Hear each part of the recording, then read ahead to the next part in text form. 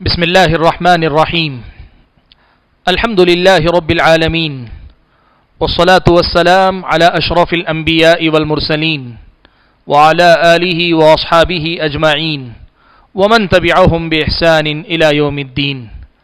يا أيها الذين آمنوا اتقوا الله حق تقاته ولا تموتن إلا وأنتم مسلمون.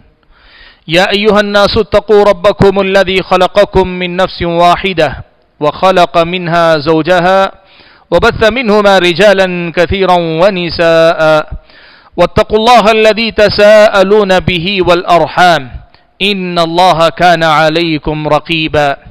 يا أيها الذين آمنوا اتقوا الله وقولوا قولا سديدا يصلح لكم أعمالكم ويغفر لكم ذنوبكم ومن يطع الله ورسوله فقد فاز فوزا عظيما.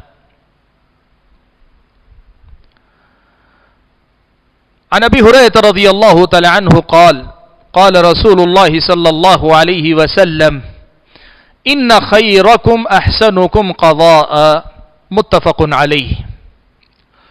محترم حضرات اور خواتین اسلام، خیر الناس کا جو سلسلہ چل رہا ہے اسی سلسلے کی ایک اور کڑی آج آپ کے سامنے میں پیش کرنے جا رہا ہوں.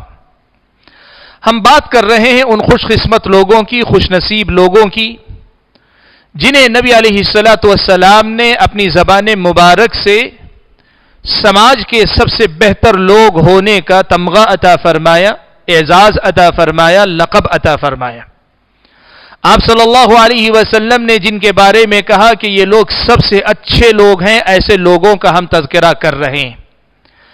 ایسے ہی لوگوں کی فہرست میں سے ایک خاص قسم کے لوگ ہیں جن کا تذکرہ آج میں آپ کے سامنے کرنے جا رہا ہوں. میں نے اس مسئلے کی وضاحت کے لیے، ان کے تذکرے کے لیے صحیح بخاری و مسلم وغیرہ کی روایت کردہ وہ حدیث آپ کے سامنے پڑھ کر سنائی ہے، جس کے راوی حضرت ابو ہریرہ رضی اللہ تعالیٰ عنہ ہیں. فرماتے ہیں کہ رسول اکرم صلی اللہ علیہ وسلم نے فرمایا کہ تم میں سب سے بہتر لوگ وہ لوگ ہیں جو ادائیگی میں سب سے زیادہ اچھے ہوں، جن کے ادا کرنے کا طریقہ سب سے اچھا ہو. اس حدیث میں نبی علیہ الصلوۃ والسلام نے جس ادائیگی کی بات کی ہے وہ ہے قرض کی ادائیگی یا قرض واپس لوٹانا. دیکھیے یہ بات یاد رکھیے کہ قرض سماج کی ایک ضرورت ہے. مال اللہ تعالیٰ نے لوگوں کو سب کو برابر نہیں دیا. اللہ تعالیٰ نے کسی کو زیادہ دیا. زیادہ کا مطلب ان کی ضرورت سے زیادہ دیا ہے، اور کسی کو اللہ تعالیٰ نے ان کی ضرورت سے کم دیا ہے. یہ کمی اور زیادتی کہ کسی کو اللہ نے زیادہ دیا ہے ان کی ضرورت سے، کسی کو ان کی ضرورت سے کم دیا ہے، اس کے پیچھے اس پوری کائنات کے نظام کو چلانے کی عظیم حکمت ہے. اللہ نے فرمایا لِيَتَّخِذَ بَعْضُهُمْ بَعْضًا سِخْرِيًّا کہ بعض ایک دوسرے کے ماتحت بن کر کام کر سکے.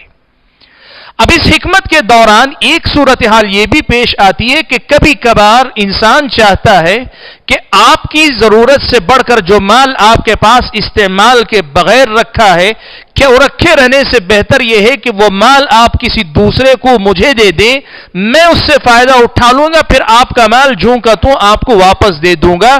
اس کو قرض کہتے ہیں، اور قرض ہر سماج کی ضرورت ہے. میں آپ کو بتانا چاہتا ہوں یہ وہ قرض ہے جو سود سے پاک ہے. اصل مدعا یہ ہے کہ سود اور قرض ایک دوسرے کے دشمن ہیں. جہاں سود آئے گا وہاں قرض جو اللہ تعالیٰ کی بندگی کا ایک عمل ہے، جو لوگوں کی مدد کا جذبہ ہے، یہ ختم ہو جائے گا. اور جہاں سود کو مٹانا ہو وہاں قرض کو رواج دینا ضروری ہوگا. اسلامی شریعت نے اسی لیے دیکھیں آپ تو سود کو حرام قرار دیا، تو قرض دینے کو بہت بڑے ثواب کا کام قرار دیا. نبی علیہ الصلوۃ والسلام کی حدیث کے مطابق تو قرض دینے والا آدمی اگر 1000 روپیہ قرض دیتا ہے، 10 دن کے لیے دیا ہے، تو روزانہ 1000 روپیہ قرضہ دینے کا ثواب لکھا جاتا ہے. حالانکہ 10 دن بعد اس کا 1000 روپیہ واپس آ جاتا ہے، لیکن 10,000 روپیے کا ثواب لکھوا کر آتا ہے. اور اگر مدت ختم ہو گئی لیکن آدمی پھر بھی مجبوری دیکھ کر مدت کو بڑھا دیتا ہے ضرورت مند کی مدت کو دیکھ کر، تو وہاں سے ثواب دگنا ہو جاتا ہے، روزانہ گویا 2,000 روپے کا ثواب اسے ملنے لگتا ہے۔ اسلام نے سود کو حرام قرار دیا، لیکن قرض کو اسلامی شریعت نے ثواب کا کام قرار بتایا، اس لیے کہ قرض سماج کی ضرورت ہے۔ جب سماج میں یہ تفریق بنیادی ہے اللہ نے رکھی ہے کہ کسی کو اس کی ضرورت سے زیادہ مال دیا ہے، کسی کو اس کی ضرورت سے کم دیا ہے، تو پھر یہاں قرض اس کمی کو پوری کرنے اور اس کے نتیجے میں سماج کے لوگوں کو آپس میں ایک دوسرے سے جوڑنے کا ذریعہ بنتا ہے۔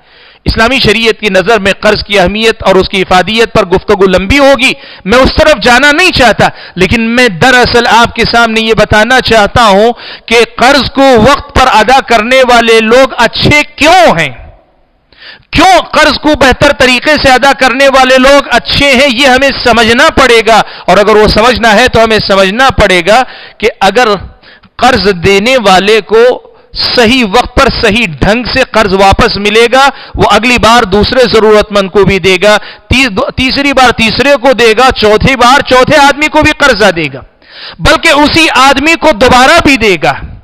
لیکن اگر قرض دینے والے کو اس کا قرضہ صحیح طریقے سے واپس نہیں ملا، وقت پر نہیں ملا، پورا نہیں ملا، آرام سے نہیں ملا، تو وہ آدمی دوسرے کو بھی قرض نہیں دے گا، تیسرے کو بھی نہیں دے گا، بلکہ خود اسی آدمی کو دوبارہ قرضہ نہیں دے گا۔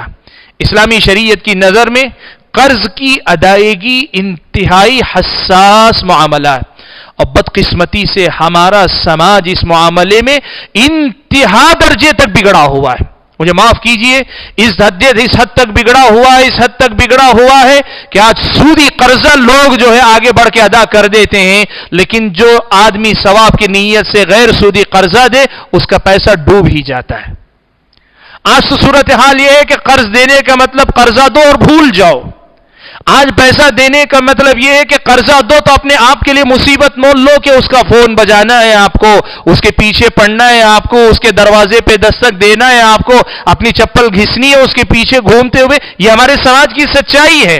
اسلام کہتا ہے یہ اچھے لوگ نہیں، اچھے لوگ وہ ہیں جو قرض لینے کے بعد صحیح وقت پر ادا کرتے ہیں۔ حاضرین گرامی، یہ بات یاد رکھو، قرض کسی بھی سماج کی جو مالی ضرورتیں ہوتی، مالیات کا جو معاملہ ہوتا ہے، اس میں بڑی ہی اہم تعلیم ہے جو اسلام نے ہمارے اور آپ کے لیے جائز قرار دی ہے، غیر سودی قرضہ، بغیر سود کے قرض لینا دینا۔ لیکن مسئلہ یہ ہے کہ آج ہمارے سماج میں قرضہ دینے والے بہت کم ہو گئے یا نہیں رہ گئے۔ کیوں نہیں رہ گئے؟ قصور قرضہ دینے والوں کا نہیں، معاف کیجیے آپ، اور قرض دینے والوں کا قصور نہیں، سراسر قرض لینے والوں کا یہ قصور ہے۔ آج آپ اپنے نفس پہ، اپنے گریبان میں جھانک کر دیکھیں، ہم میں سے سب نے کبھی نہ کبھی کسی نہ کسی سے کوئی نہ کوئی چیز قرض لی ہوگی نا۔ کیا کبھی ایسا ہوا ہے کہ وقت سے پہلے ہم نے آگے بڑھ کر اس سے کہا ہے کہ لیجیے آپ کا قرضہ میں واپس لوٹا رہا ہوں؟ کہ ہم میں سے کچھ لوگ ایسے ہیں وقت ہونے کے ساتھ سامنے والے کو مطالبہ کرنے کی ضرورت نہ ہو، اس سے پہلے ہم پیسہ لے کر حاضر ہو جائیں، قرض لے کر حاضر ہو جائیں، کہیں واپس لوٹا رہے ہیں؟ یا کم از کم اگر ہماری اپنی مجبوری آ گئی، ہم ادا نہیں کر رہے ہیں، وقت سے پہلے ہم خود آگے بڑھ کر کہیں میں ادا نہیں کر پا رہا ہوں۔ ایسے لوگ ہیں ہمارے سماج میں۔ آج تو صورتحال یہ ہے کہ قرض لینے تک بھیگی بلی بنے رہتے ہیں، اور قرض جب ادا کرنے کا وقت آتا ہے شیر بن جاتے ہیں۔ یہ ہمارے سماج کی سچائی، یہ اچھے لوگ نہیں، یہ سماج کے برے لوگ ہیں، سماج کے نام پہ کلنک ہیں ایسے لوگ۔ اس لیے کہ اسلام نے قرض کو مشروع قرار دے کر جس قدر بڑے خیر کو اسلام نے پھیلانا چاہا، یہ لوگ سارے خیر کو ختم کر دینے والے لوگ ہیں۔ قرضہ لینا آج بہت آسان ہے لوگوں کے لیے۔ یاد رکھو میرے بھائیو، قرض کے سلسلے میں یہ ضابطہ ہمیشہ یاد رکھنا، جو ادا کر سکتے ہو اتنا ہی قرضہ لو، اور جتنی مدت میں ادا کر سکتے ہو اتنی ہی مدت کا وقت لو۔ اس سے آگے بڑھ کر اگر نہیں ہو سکتا قرضہ نہ لو، چاہے تم ڈوب جاؤ، تمہارا کاروبار ڈوب جائے، لیکن قرضہ لے کے سماج کے اندر ایسی غلط مثال نہ بنو کہ لوگ قرضہ لینے کے بعد لوگ پریشان ہو کہ قرض میرا واپس کہاں سے ملے گا۔ پیارے نبی صلی اللہ علیہ وسلم کی زندگی کا نمونہ دیکھو. آپ صلی اللہ علیہ وسلم نے یہ تعلیم ہم کو سکھائی ہے. وہ لوگ سماج کے سب سے اچھے لوگ ہیں جو قرض کو اچھے طریقے سے ادا کرتے ہیں. خیرکم احسنکم قضاء، جو بہتر طریقے سے ادا کرتے ہیں. حاضرین گرامی، ہم اور آپ کے سامنے جب ہم خیر الناس کا تذکرہ کر رہے ہیں، سب سے اچھے لوگوں کا تذکرہ کر رہے ہیں، تو ہم آپ کو یاد دلانا چاہتے ہیں کہ اس معاملے میں اپنے آپ کو سب سے اچھا بنائیں. آپ یقین کریں، اگر ہم صرف قرض کو صحیح طریقے سے ادا کرنے والے بن جائیں گے، ہماری مالی مشکلات کم ہو جائیں گی. کیسے؟ ہم صحیح وقت پہ قرضہ ادا کریں گے، اور سماج کے اکثر لوگ صحیح وقت پہ قرض ادا کریں گے تو پھر قرض دینے والے بھی زیادہ سے زیادہ اور بار بار قرض دیں گے، تو دوسروں کے مال سے ہم فائدہ اٹھانے والے بن جائیں گے. اسلامی شریعت کی دی ہوئی اس رخصت سے، اسلامی شریعت کی دی ہوئی اس تعلیم سے فائدہ اٹھانے والے بن جائیں گے. آج قرض وقت پہ ادا نہ کر کے ہم نے اپنے لیے راستے روکے ہیں. ہم نے اپنے مالی معاملات میں جو مدد ہمیں مل سکتی تھی اس پہ رکاوٹ ہم نے خود پیدا کی. اس لیے سماج کے اچھے لوگ بنے، سب سے اچھے لوگوں میں اپنے آپ کو شامل کریں. اور سب سے اچھے بننے کا طریقہ یہ ہے کہ لوگوں کا مال اچھے طریقے سے ان کو واپس لوٹانا سیکھیں. اور اچھے طریقے سے لوٹانے میں کیا ہے؟ ایک تو یہ کہ وقت پر لوٹائیں، دوسری یہ کہ ان کو بغیر جھلائے، بغیر ان کو دوڑائے لوٹائیں، تیسری یہ کہ جو ہے احسان مندی کے ساتھ لوٹائیں. احسان جتا کر نہیں، آپ احسان مند ہو کر لوٹائیں کہ آپ کے مال سے میرا کام بن گیا. آپ احسان مند ہو کر لوٹائیں. وہ پہلے بھیگی بلی بن کر بعد میں شیر بننے والا مزاج، یہ شریفوں والا مزاج نہیں، مومنوں والا مزاج نہیں، مسلمانوں والا مزاج نہیں. اس حقیقت کو ہم اور آپ سمجھیں. اور ایک پہلو یہ بھی آپ کے سامنے میں ذکر کرنا چاہتا ہوں کہ ادائیگی میں اچھی ادائیگی کا ایک طریقہ یہ بھی ہے کہ جتنا لیا ہے اس سے تھوڑا بڑھ کر آپ اس کو دے دیں. ایک چیز آپ یاد رکھیں، قرض اگر دینے والا دے رہا ہے تو اس کا حق اتنا ہی ہے جتنا اس نے دیا ہے. جتنا اس نے دیا ہے اتنا ہی اس کا حق ہے، اس سے بڑھ کر حق نہیں. اگر وہ شرط رکھتا ہے یا مطالبہ کرتا ہے یا بغیر شرط رکھے بعد میں کچھ آنے کی امید رکھتا ہے تو پھر یہ سود بن جاتا ہے. لیکن شرط نہیں رکھی. اب میں نے آپ کو قرضہ دیا تو میں جو قرض دیا وہی آپ سے واپس لینا چاہتا ہوں. جتنا دیا اتنا ہی لینا چاہتا ہوں. جیسا مال دیا ویسا ہی مال لینا چاہتا ہوں. لیکن ادائیگی کے وقت آپ اپنے طور پر خود دے دیتے ہیں، کچھ بہتر دے دیتے ہیں، تو بہتر دینا یہ بہتر طریقے سے قرض ادا کرنے میں ہے اور یہ جائز ہے، یہ سود نہیں ہے. پیارے نبی صلی اللہ علیہ وسلم کی اپنی عملی زندگی کا واقعہ، نبی علیہ الصلوۃ والسلام نے ایک آدمی سے، الگ الگ واقعات ہیں. ایک مرتبہ نبی علیہ الصلوۃ والسلام نے کسی سے عجوہ کھجور لی. واپس لوٹانے کا وقت آیا تو اللہ کے نبی صلی اللہ علیہ وسلم کے پاس وہ کھجور نہیں تھی. اللہ کے نبی نے بعض صحابہ کے پاس پوچھا، اس سے بہتر کھجور تھی. اللہ کے نبی نے کہا کہ دے دو، اس سے بہتر دے دو، اس لیے کہ تم میں سے اچھے لوگ وہ ہیں جو ادائیگی کے وقت بہتر طریقے سے ادا کرتے ہیں. ایک دوسرے موقع پہ نبی علیہ الصلوۃ والسلام نے ایک جوان اونٹ ایک آدمی سے بدو سے خرید لیا، قرضے میں لے لیا کہ جب میرے پاس اونٹ آئیں گے تو ایسا ہی اونٹ تم کو واپس دے دوں گا. مدت آ گئی، اللہ کے نبی کے پاس اونٹ نہیں آئے. وہ آدمی طلبگار بن کر آیا اور اپنی مطالبے میں ذرا زبان سخت استعمال کرنے لگا. صحابہ ناراض ہو رہے تھے. نبی علیہ الصلوۃ والسلام نے صحابہ کو ٹوکا. پھر اللہ کے نبی نے صحابہ سے کہا کہ کوئی اونٹ ہو تو دیکھ کر لاؤ. صحابہ لائے تو اس سے بہتر اونٹ تھا. اللہ کے نبی نے کہا دے دو، اس سے بہتر ہے تو دے دو، اس لیے کہ ادائیگی میں بہتر جو لوگ ہوتے ہیں وہ لوگ تم میں اچھے لوگ ہیں. اس کا مطلب یہ ہوا کہ بغیر شرط کے، بغیر لالچ کے، بغیر مطالبے کے اور بغیر کسی اس کے قرض کو قرض کی شکل میں لوٹا رہے ہیں، لیکن آدمی اپنی طرف سے کچھ اچھا کر دیتا ہے تو اسلامی شریعت کی نظر میں یہ ادائیگی میں اچھا کرنے والے لوگ ہیں. ہمارے سماج میں کچھ لوگ ہیں جو بین بین کا راستہ نکالتے ہیں، درمیان کا راستہ نکالتے ہیں. کہتے ہیں بھائی دیکھو میں کوئی شرط نہیں رکھتا، لیکن دیکھو تم جو مناسب سمجھو ادا کرتے وقت جو مناسب سمجھو کچھ اوپر ڈال کے دے دو. نہیں، یہ سود ہے.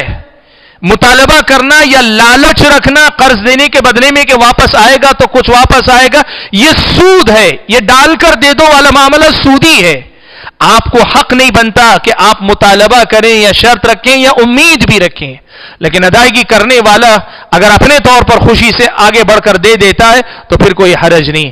اور یہ بھی یاد رکھیں ادائیگی کرنے والا بھی اسے سود کی نیت سے نہ دے, اسے زیادتی کی نیت سے نہ دے, بلکہ نبی علیہ الصلوۃ والسلام کی اس تعلیم پر عمل کرنے والا بن کر دے کہ میں بہتر طریقے سے ادائیگی کرنے والا ہوں. حاضرین گرامی, میں بات کو زیادہ اور لمبی نہیں کرنا چاہتا.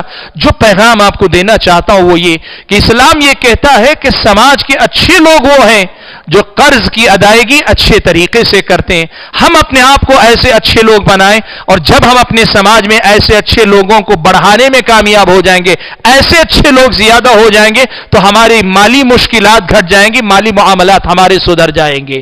اللہ سے دعا کیجئے کہ ہمارے سماج میں ایسے اچھے لوگوں کی کثرت فرمائے, اور اللہ تعالی ہم اور آپ کو ایسے اچھے لوگوں میں شامل فرمائے. آمین. وآخر دعوانا الحمدللہ رب العالمین, والسلام علیکم ورحمۃ اللہ وبرکاتہ. ونعم